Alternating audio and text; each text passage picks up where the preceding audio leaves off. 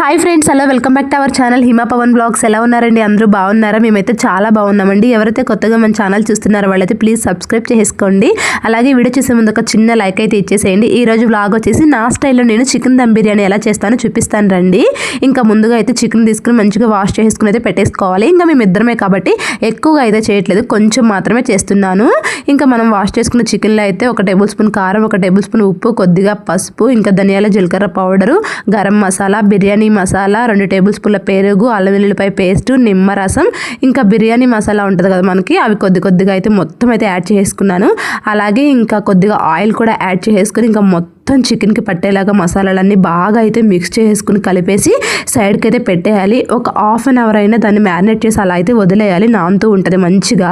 ఈలోపు వచ్చేసి నేను ఇంకా పుదీనా, కొత్తిమీర మొత్తం వలిసేసి సైడ్కి అయితే పెట్టేశాను. అలాగే ఆనియన్స్ కూడా కట్ చేసి ఇంకా బ్రౌన్ ఆనియన్స్ ఫ్రై చేసేసి సైడ్కి అయితే ఉంచేసాను. ఇప్పుడు వచ్చేసి నేను 1 గ్లాసున్నర బియ్యం అయితే తీసుకున్నాను, అంతేను. ఆ బియ్యాన్ని కూడా చక్కగా కడిగేసి సైడ్కి అయితే ఉంచేసాను. ఇంకా ఇంట్లోకి కాబట్టి నేను నార్మల్ బియ్యంతో అయితే చేసేస్తున్నాను, బాస్మతి రైస్ అయితే ఏం తీసుకోలేదు. ఇప్పుడు వచ్చేసి ఒక బౌల్ తీసుకున్న అందులో ఇంకా 3 గ్లాసెస్ వాటర్ అయితే వేసేసుకున్నాను. ఆ వాటర్లోనే బిర్యానీ మసాలా కొద్దిగా యాడ్ చేసుకున్నాను ఫ్లేవర్ కోసం. అలాగే కొద్దిగా ఆయిల్, జీలకర్ర, ఉప్పు మనమైతే చూసేసుకోవాలి. ఇందాక చికెన్లో నేనైతే కొద్దిగానే వేసాను, అందుకని చెప్పేసి కొంచెం రైస్లో ఒక్కడైతే వేస్తున్నాను.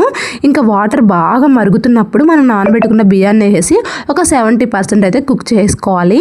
ఇంకా ఈ నార్మల్ బియ్యం కాబట్టి ఎక్కువ అస్సలు ఉడకనివ్వద్దు, కొంచెం మెత్తగా అవుతున్న సరికి అయితే తీసేయాలి. అంటే ఒక 50% మాత్రమే ఉడకనివ్వాలి ఈ బియ్యాన్ని. బాస్మతి రైస్ అయితే 70% ఉడకాలి.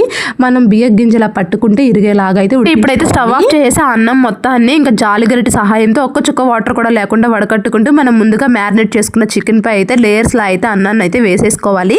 నేనైతే 3 లేయర్స్ లాగా అయితే వేసాను. అలా లేయర్కి పుదీనా, కొత్తిమీర, ఇంకా బ్రౌన్ ఆనియన్స్ ఉన్నాయి కదా, అవి అయితే వేసుకుంటూ 1 టేబుల్ స్పూన్ గీ కూడా అయితే యాడ్ చేసుకోవాలి. మొత్తం ఫైనల్లీ ఇంకా 3 లేయర్స్ అయితే వేసాను.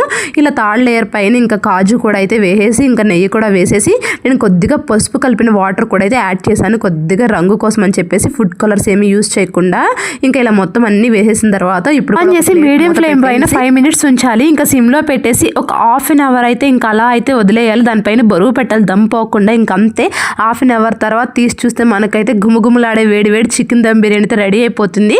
నేను మామూలు రైస్తో చేశా కదా, అందుకే ఇలా కనపడుతుంది. బాస్మతి రైస్ అయితే ఇంకా బాగా లుక్ వచ్చేది. ఇంకా చికెన్ పీస్ చూసారు ఎంత మంచిగా ఉడికిందో, చాలా బాగుంది టేస్ట్ కూడా. నేను అందులోకి కాంబినేషన్ వచ్చేసి ఆ రోజు గోంగూర చికెన్ కర్రీ అయితే చేశాను. ఇంకా దీనికి సంబంధించిన లాంగ్ వీడియో కూడా పోస్ట్ చేశాను, ఒకసారి చూడండి కావాలనుకుంటే.